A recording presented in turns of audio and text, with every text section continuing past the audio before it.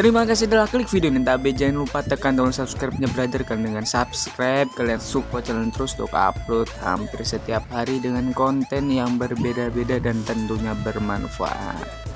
Oke, jangan lupa subscribe, like, dan komen yang menarik.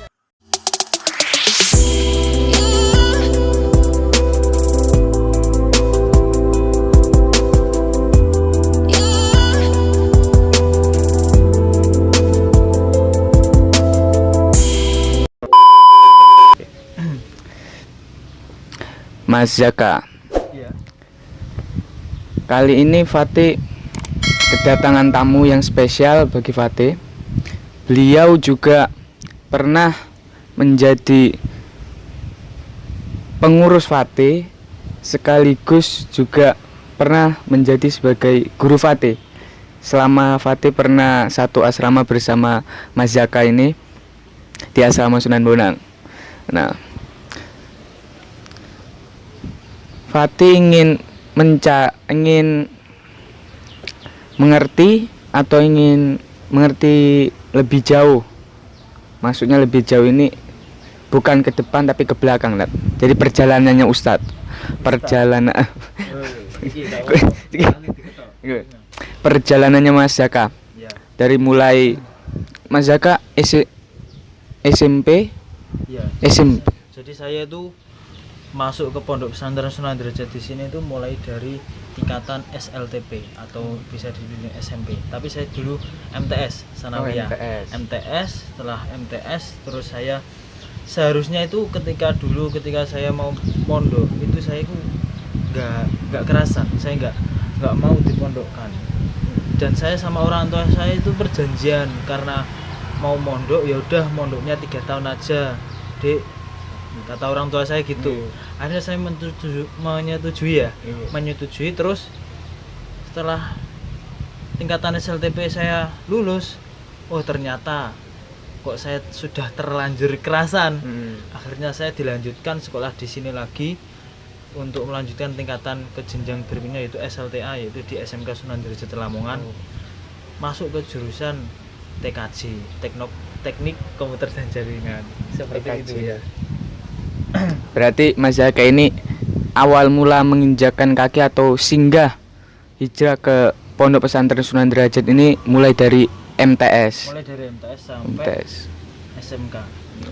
MTS, setelah itu SMK, masuk jurusan TKJ. Ya, betul. Ya. Berarti dulu Ustadz sempat nggak kerasan di pondok ya? Nggak kerasan, sampai saya itu menantang orang tua saya nggak mau dipondokkan. Tapi karena ancaman orang tua saya, terus saya juga berpikir, oh ini juga menuntut ilmu. Kalau saya nggak disekolahkan, nggak dipondokkan, terus saya akan jadi apa?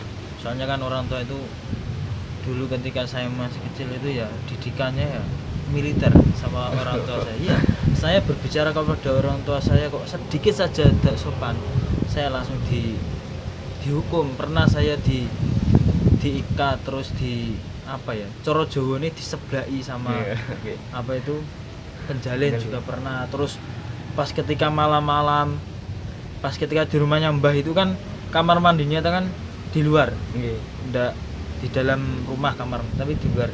Dan itu sangat gelap sekali. Dulu ketika kecil saya nggak berani, saya takut gelap. Akhirnya saya ketika melakukan kesalahan, saya pernah dikurung di dalam kamar mandi itu, lampu dimatikan, saya kapok saya. Akhirnya terus saya mau dipondokkan itu. Berarti mulai awalnya itu berarti dari paksaan menjadi terbiasa. Ya, terlanjur kerasan, terlanjur nyaman. Kadang segala sesuatu butuh paksaan tadi. Dari paksaan nanti kita lama-lama juga akan terbiasa. MTS mulai hijrah masuk MTS, SMK. Tujuan Ustadz dan maksud Ustadz memilih jurusan TKJ itu untuk apa? Ketika saya mau memilih jurusan di SMK Sunan Derajat Lamongan itu saya sempat bingung saya ini mau ke jurusan apa, kan banyak kan jurusannya. Setelah saya cari info, terus saya minta pendapat orang tua, karena hari semakin hari perkembangan teknologi semakin maju, akhirnya saya memberanikan diri dan memilih, dan juga hasilnya itu ya sesuai dengan pilihan orang tua saya. Karena zaman teknologi semakin maju, akhirnya saya memilih teknik komputer dan jaringan, karena masa depan akan dikendalikan oleh teknologi, ya komputer semuanya. Itu akan lebih penting dan sangat penting untuk masa depan lah, seperti itu. Berarti Mas Zaka ini masuk TKJ itu dengan tujuan kita mengikuti zaman. Oke Mas Zaka. Setelah masuk TKJ, setelah itu lulus SMK, Mas Zaka masuk kuliah di Institut Sunan Derajat. Ya, saya pernah mendaftar di Institut Sunan Derajat, cuma saya itu ketika itu saya jarang masuk. Saya jarang masuk, sering keluar ngopi, namanya anak muda ya.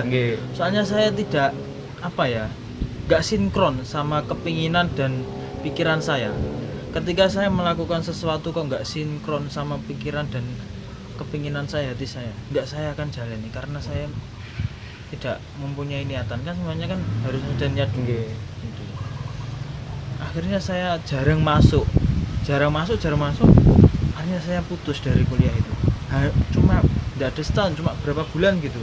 Saya putus, saya mau timbang seperti ini, saya mengabdi saja di pondok, lewat menjadi pengurus asrama Sunan Bonang itu sampai 2 tahun lebih lah. Berarti sempat kuliah tetapi putus Karena tidak sesuai dengan keinginan, passion. Sebelumnya pas masuk itu saat milih jurusannya, masuk jurusan apa? Fakultas apa? Ekonomi. Iya, ekonomi. Berarti kalau putus berarti nggak kuliah dong Ustadz? Apa Mas Zaka? Nggak kuliah. Iya. Iki ketmu akhir studi gitu ane. Gampang nyantai.